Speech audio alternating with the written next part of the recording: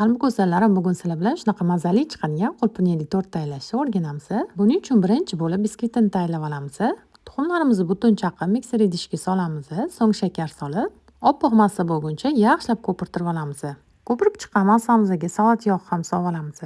So'ng uli massamizni ham solib, yaxshilab aralashtirib olamiz. Tayyor bo'lgan biskvit massamizni qolipimizga solib, qizigan duxovkada pishirib olamiz. Biskvitimizni soviguncha kremini tayyorlab olamiz. Kremi uchun tuxum sarig'iga shakar, kukuruznik kraxmal solib va sutimiz yarmini solib yaxshilab aralashtirib olamiz. Gazga qo'yadigan idishimizga qolgan sutimizni ham solamiz va tuxumli massamizni solib, pastroq olovda yaxshilab kovlab turamiz kremimiz quyilguncha. Kremimiz quyilgach gazdan olamiz va oq shokolad solamiz. Shokoladimiz erib ketguncha yana yaxshilab aralashtirib olamiz.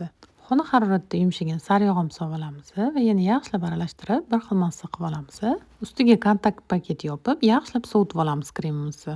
Kremimizni sovigach mikser qilib, xona haroratda erigan sariyog' solib, yana yaxshilab bitta mikser qilib olamiz. Kremimiz ham tayyor bo'ldi. Endi zborkamizni boshlaymiz.